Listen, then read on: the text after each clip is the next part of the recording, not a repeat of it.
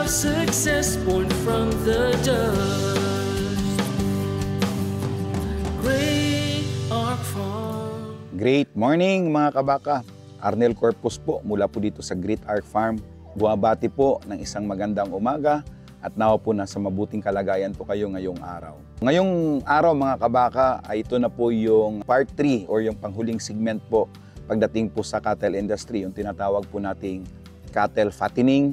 Ang iba po dyan ang tawag ay cattle finishing or sa abroad naman ang tawag nito ay feedlotting. Bakit mahalaga po ang cattle fattening sa industriya po ng pagbabaka, particularly po dito sa Pilipinas? Unang-una po, rapid weight gain in efficiency. Yan po ang isang mahalagang dahilan kung bakit kailangan natin i-cattle fattening ang ating mga baka bago po natin sila katayin. Dahil nga po, high energy ang kanilang diet, mabilis po yung kanilang pagtubo at nakita nyo naman po dito sa atin, tayo po ay hindi po bababa ng 1.5 kilo ang ating average daily gain sa loob po ng 100 araw ng ating cattle fattening.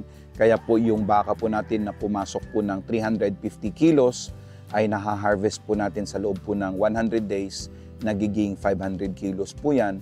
At ang kanya pong carcass recovery ay nasa 275 kilos. Rapid weight gain in efficiency, kasama po dyan ay yung feed efficiency, kung saan yung feed conversion ratio po natin or cost per kilo gain. Mahalaga po na lagi po natin kinukompute magkano po ang ating ginagastos sa bawat 1 kilo na live weight na tinubo ng ating mga baka.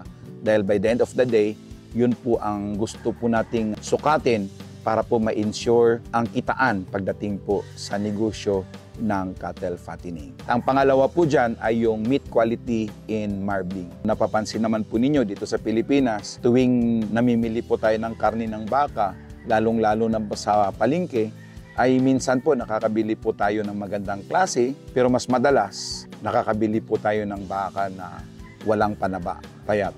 Kaya madalas sa mga restaurant ang nabibili po natin ay sinabaw o kaya yung stew, dahil kailangan po pakuluan po natin ng katakot-takot na oras para po lumambot ang ating mga baka. Dito po, pag ang baka po natin ay finatining po natin at kung tama po yung breeding program, yung backgrounding program, sa loob po ng 2 taon ay dapat nag-harvest po tayo at maging epekto po niyan ay mas maganda, improve na quality ng karne. Sa iba pong meron pong mga European components or sa Wagyu ay improve po yung marbling dahil nga po dito po sa tamang cattle fattening program po ay sadya pong magaganda ang quality po na magiging karne po natin. Malambot, pula, maganda yung kulay ng ating mga muscles at yan po ay resulta po ng maayos na cattle fattening. Yung lagi po natin sinasabi, consistent na product.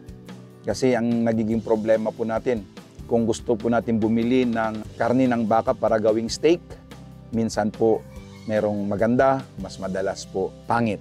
Dahil mga baka po dito sa Pilipinas ay hindi po dumadaan sa fattening bago po katayin. Kaya manipis po. Alam niyo po sa Australia, hindi po pwedeng katayin ang mga baka na wala po sa 15 to 25 mm ang kanilang fats.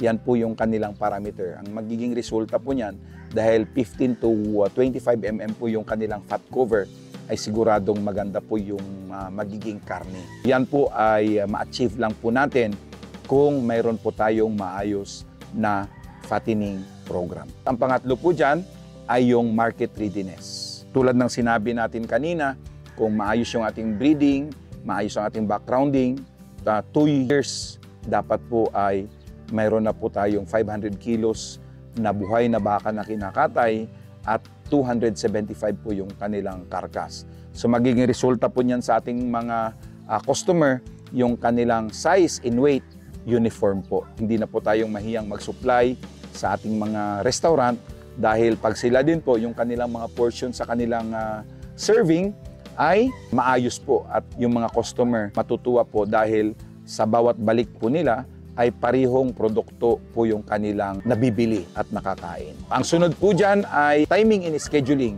Kasama pa rin po yan dito sa market readiness po natin. Dito po ay 100 day lang po yung ating feeding program. Kaya kung gusto po ninyo na merong specific date na harvest o kung kailan po gusto ng inyong mga customer, babalik lang po kayo ng 100 days bago po nyo ipasok or simulan silang i-feeding.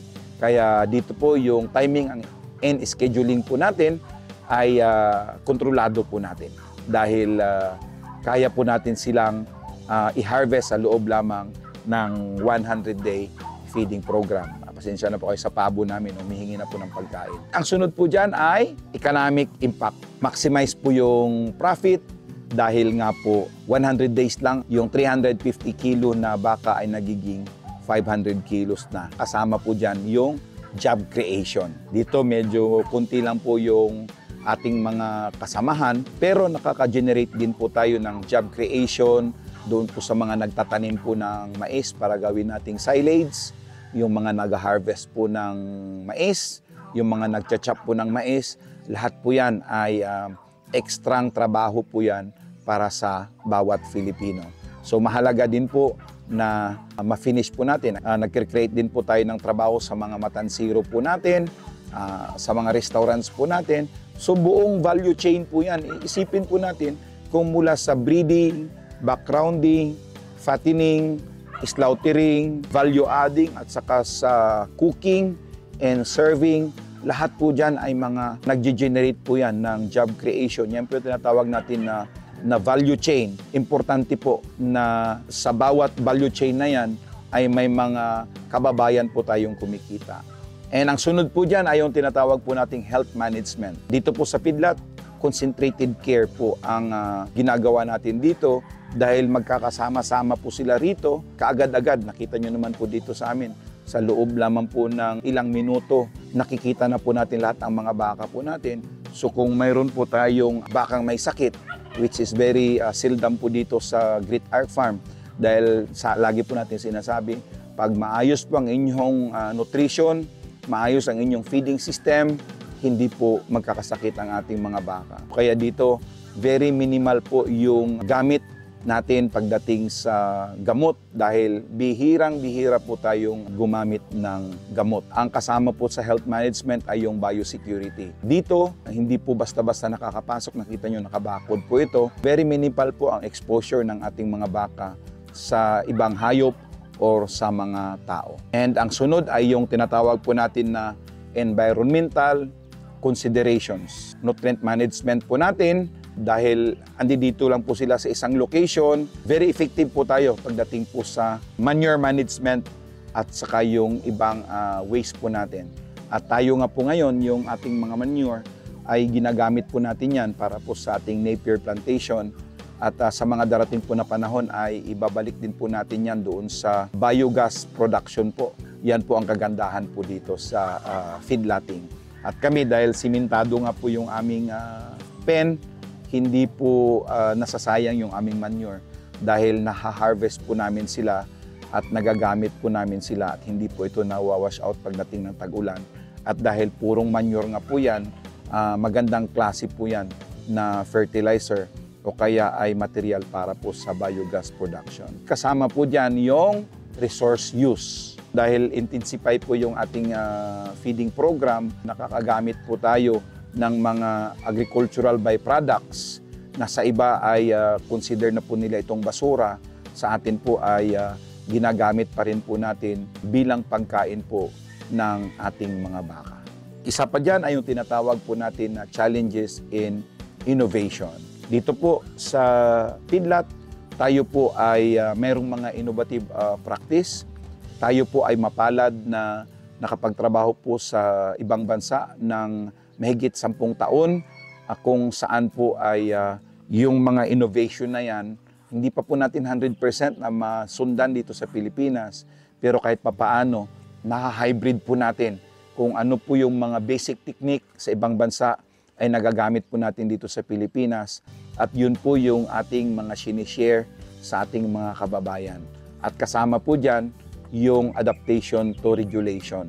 Tayo po rito ay nagko-comply po tayo sa mga regulation katulad po ng mga nire-require ng Environmental Management Bureau para po hindi po natin nasisira ang kalikasan kahit po doon po sa gusto nating mag-produce ng pagkain, hindi po natin na isasakripisyo yung environmental care. In summary po, finishing or cattle fattening is a crucial phase in the cattle industry that focuses on preparing cattle for slaughter by optimizing growth, feed efficiency, and meat quality. While economically beneficial, it also presents challenges that requires careful management of animal health and environmental impact. So, feedlot play a significant role in meeting global meat demands while striving to improve sustainability and welfare practice. So, ayan po mga kabaka, na tapos na po namin ang tatlong segment or phase po ng cattle industry, yung breeding, yung backgrounding, at saka yung cattle fattening. At itong tatlo po na to ay napakahalaga po para po kumita ang ating pagbabaka. Sa muli, ito po si Kabakang Arnel Corpus sa ngalan po ni Pastor Julius. Kami po ay patuloy na humihingi ng inyong suporta. Paki-like, share, and follow po ang aming page, Great Arc Farm ni Kabakang Arnel, sa Facebook and YouTube, sa aming mga kapwa OFW, mga magsasaka at mga mag-aaral. Kami po ay patuloy na magpo-produce ng mga video, sama-sama po tayong matuto. Maraming salamat at pagpalain po tayo ng Panginoon. Cultivating home.